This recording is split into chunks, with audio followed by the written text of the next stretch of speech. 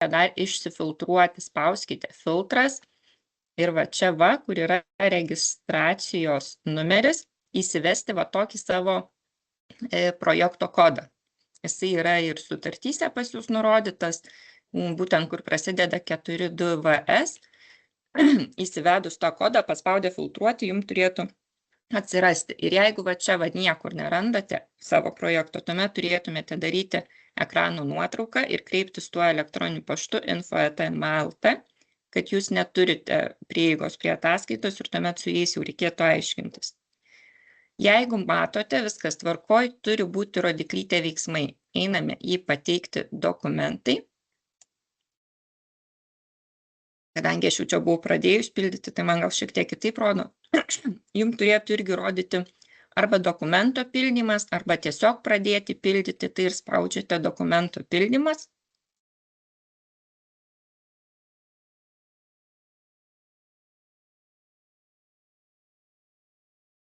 Apsišarvuojame kantrybę, nes tikrai jos prireiks, sistema kartais tikrai lėtai krauna.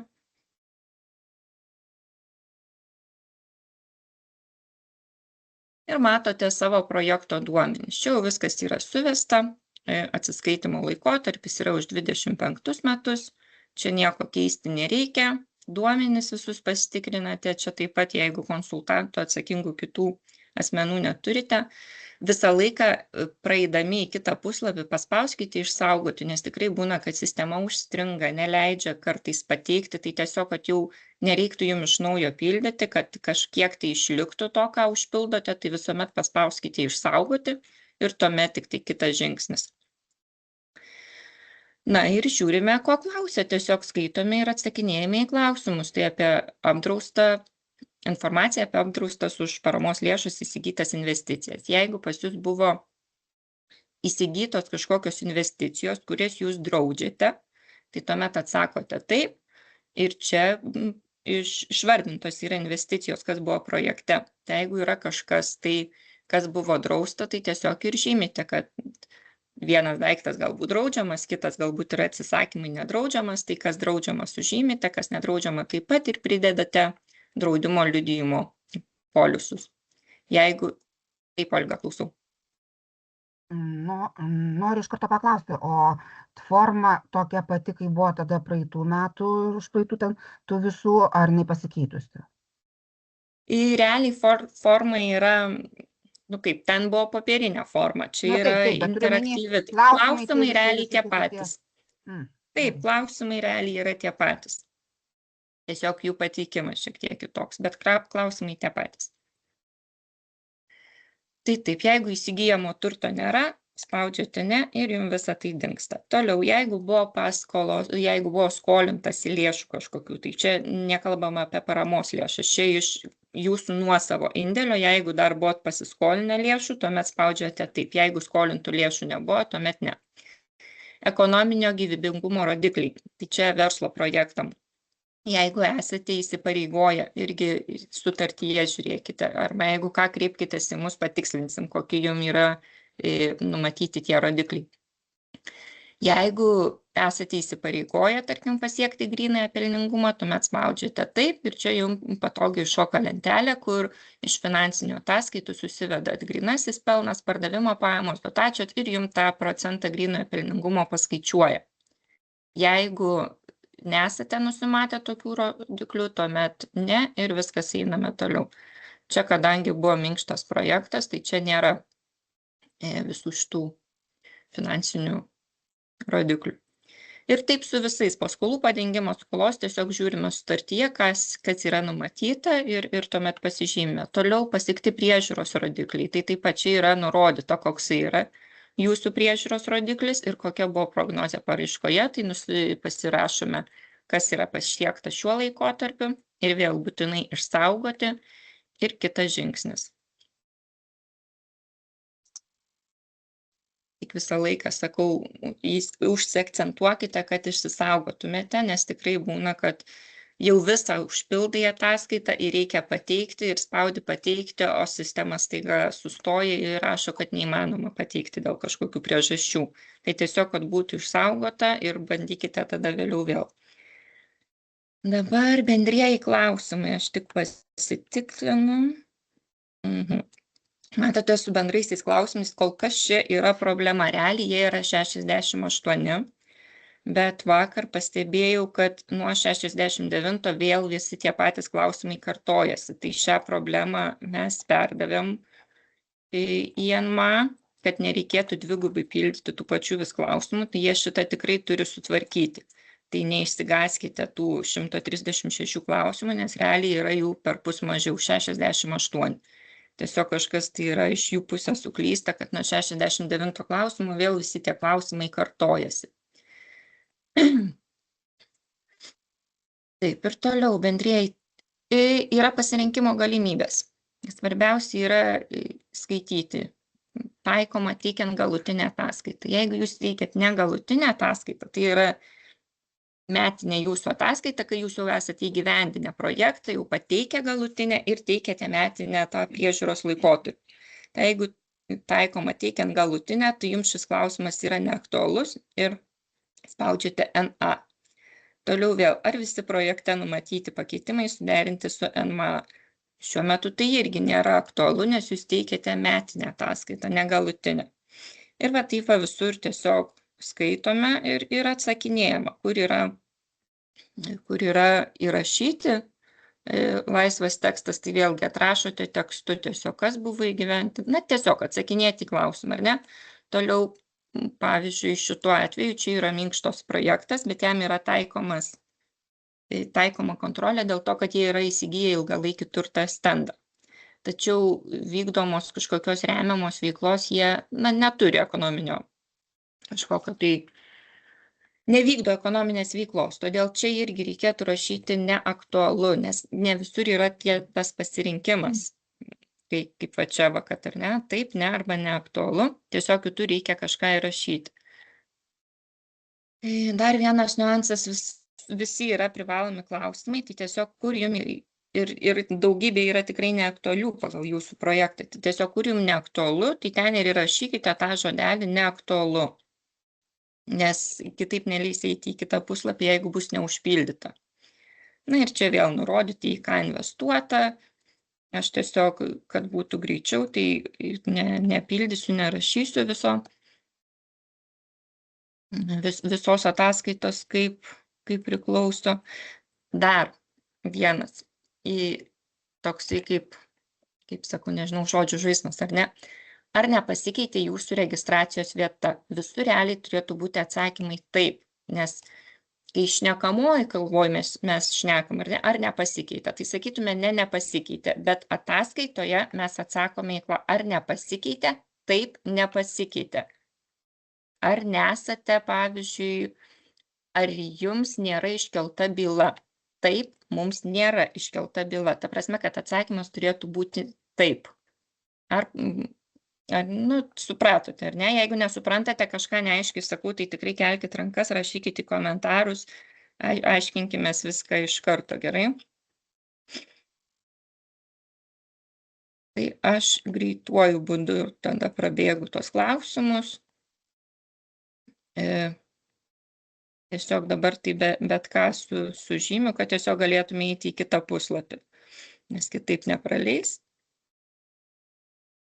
Bet realiai tai skaitome, kai pildome, tikrai skaitome ir atkreipkite dėmesį tikrai, kad pas jūs irgi būtų ataskaitoje tie, kaip sakiau, 68 klausimai, kad nebūtų daugiau kaip 100, nes to 100 neturi būti tiesiog tų klausimų.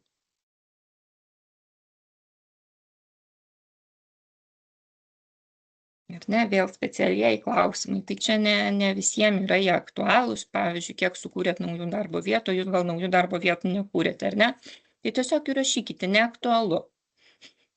Nepildykit visko aklai, skaitykite, jeigu žinot, kad jums tai nėra aktualus klausimas, kaip ir apie tas darbo vietas, jeigu jūs nekūrėte darbo vietų, jūs ir surašykite, kad klausimas neaktualus, tiesiog tokia forma, kad jie sudėjo, kad viską privaloma užpildyti. Kai pildom popierinę ataskaitą, tai žinoma, praleidžiam tas vietas ir nebepildome tiesiog, kur yra neaktualu.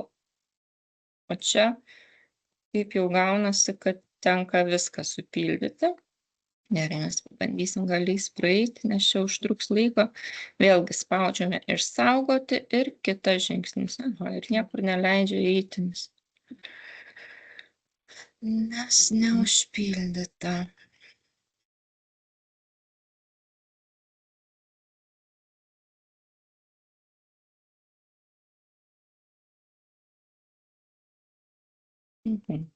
Nu, aš sekundėlę atsiprašau, nes matot, vis tik klaidinga, dar kol kas ta forma yra.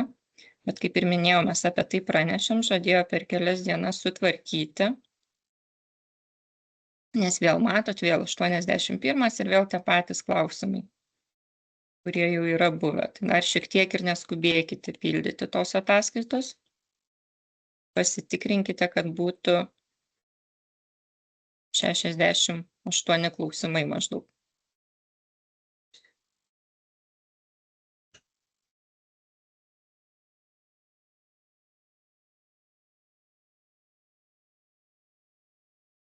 Kol Gedvilė pildo.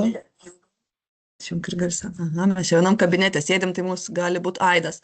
Tai vis tiek visi turbūt yra pildę galutinę ataskaitą, kai pabaigiam projektą. Tada iš tos ataskaitos tai buvo ta pati forma vordinė, tiesiog pildėm metinę, persidarėm tą ataskaitą. Tai pildydami šitame žūmėje tą ataskaitą visada tiesiog atsiverskite, pasiekite savo vordinę tą popierinę atsispausdintą ataskaitą ir žiūrėkite, kas ten buvo parašyta, ar ten neaktualu.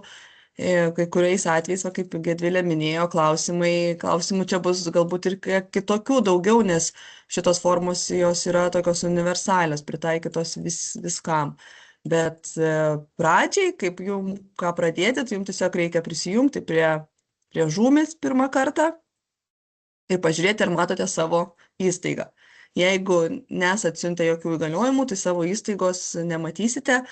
Fiziniai asmenys mato savo paraiškas, jiem nereikia jokių įgaliojimų. Jeigu buvo teikta kaip su individualia veikla ar verslo liudijimu, tai fizinis asmuo matys automatiškai, nereikia nieko siųsti. Bet jeigu tik asociacija, mažoji bendrija, UABas ar panašiai, tai jiem reikia įgaliojimų. Tai nuo to ir pradėkit. O Gedvilė, matau, jau turbūt baigė, tai aš jai perduodu žodį. Tai va, kai užsipildome jau visus tuos privalomus klausimus, tuomet vėl spaudžiame išsaugoti ir einame į kitą žingsnį. Čia prisegami dokumentai, kurių reikia šalia ataskaitos, ar ne? Tai vėl ne viskas ir ne visiems buvo privaloma teikti, kaip ir minėjau, kaip ir Auksė minėjo, žiūrėkite ankstesnių metų ataskaitos, žiūrėkite, ką esate įsipareigoję sutartyje. Leidžiami prisegti dokumentų sąrašas, ar ne? Tai PDF-as, Excelinis, paveikslėliai, Adoko dokumentai, tai vėlgi tuomet spaudžiame įkelti dokumentą, pasirenkame kažkokį tai dokumentą, ar ne, kurį reikia kelti, nerašome tų dokumentų skaičių, koks jisai turi, kiek yra tam dokumente lapų. Jeigu turite kažkokių pastabų, parašyti ir taip su viskuo, kas reikalinga, ar ne? Jeigu jūsų buvo verslo projektas, tai jums žinoma reikės finansinio ataskaitų, sąnaudų pagrindimo rašto, galbūt draudimo polisų, darbo sutarčių ir taip toliau. Jeigu jūsų socialinis verslas, tai socialinio poveikio matavimo skaičiuoklė, tai Excelinė ir taip toliau. Tai vėl, kas reikalinga, prisegame dokumentus, vėl spaudžiame išsaugoti. Ir vėl einame į kitą žingsnį. Kitame žingsnyje, kaip ir vėl tik tai patvirtiname, kad šioje ataskaitoje dokumentai yra visi teisingi, vėl išsaugojam ir vėl kitas žingsnis. Ir paskutinėme žingsnyje jūs matysite visą ataskaitą, ką jūs užpildėte, ar ne? Tai nuo pat pradžių. Tiesiog vėl persižiūrėkite, ar nėra klaidų, ar viską teisingai padarėte, ar visus klausimus atsakėte ir tuomet, dabar tai aš nespausiu, bet vėl išsisaugokite dėl visako ir vėl spauskite pateikti. Spaudžiate pateikti, tuomet ataskaita pasitikė. Jeigu kartais paspaudus pateikti atsiranda tokia lentelė, kad šiuo metu negalima pateikti ataskaitos, ar ne? Pasidarykite ekrano nuotrauką. Tiesiog savisaugai, kad jeigu kartais sustriktų ir vėliau taip pat neleistų pateikti, nes tikrai būna, kad supildai, išsaugai jau reikia pateikti ir tiesiog užstringa sistema, nebeleidžia pateikti. Tai tiesiog darykite ekrano nuotrauką, jeigu kartais neleistų, ir po kurio laiko vėl prisijunkite ir kaip ir čia rodžiau.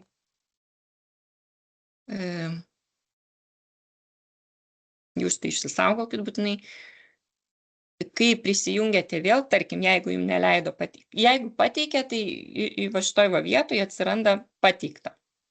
Pateikta ir viskas tvarko. Jeigu atsišoko lentelė, kad nepasiteikė dokumentas dėl kažko, tuomet po kurio laiko, kai vėl prisijungsite, spauskite jau nebe dokumento pildymas, o dokumento peržiūra. Tuomet jau bus išsaugota tai, ką jūs prieš tai pildėte, jums nereikės iš naujo pildyti. Matote? Buvo išsaugota, vėl viskas likę. Ir tuomet jau, jeigu reikės, bus galima tik tai pateikti dokumentą. Ir viskas. Ir bus pateiktas. Dar noriu truputį paminėti kelis faktus, kai Janina ir parašė komentare, kad prie pridedamų dokumentų būtinai pridėkit viešinimą. Ar tai buvo, jeigu minkštam kartais irgi galioja kontrolė, minkštas projektas, kad tai buvo kažkas viešinta, arba tai bet kuriam ir šitiem projektam, kuriam kontrolė yra jiem privalomas viešinimas, tai jūs jau tą paviešinot su galutinė ataskaita, tas buvo tikrinama, bet pridėkite, nes anksčiau metinės ataskaitos ateidavo mums ir mes vertindavom. Ir mes matydavom praėjusių metų ataskaitas. Dabar metinės ataskaitos keliauja per žūmis, jis gali pakliūti kažkokiam kitam žmogui. Čia sistema buvo popierinės, dabar jau elektroninės, jis nematys tų popierinių. Pridėkit kuo daugiau tada tos informacijos, kad nekiltų niekam klausimų, nes jeigu reikėtų netyčia kažkokių korekcijų, tai tokios elektroninės šitos formos pakoreguoti, nėra koreguoti, taisyti formos. Tada reikia kažkaip raštu ar popierinę atsiversti ir kažkokią ten lentelę pataisyti. Tai geriau iš karto viską teisingai supildyti. Ir dar verslui aktualu draudimo dokumentus, kai kam privaloma drausti, tai būtinai turi pridėti draudimo dokumentus ir nepamiršti draudimo apmokėjimo įrodymo. Tai yra banko išrašo, kad už tą draudimą yra padarytas pavedimas. Tai va tokius dokumentus ir kadangi atsiskaitimo laikotarpis yra už pilnus 25 metus, tai reiškia, dažniausiai draudimas nebūna nuo sausio 1 iki gruodžio 31, tai tenka siūlyčiau dėti kelis draudimo polisus, pavyzdžiui, nuo 24 iki 25 vidurio, visą draudimą su apmokėjimu pateikti ir kitas draudimas, tarkim, nuo 25 iki 26 vidurio, kad tai būtų užpildyti, parodyta, kad visus metus buvo drausta.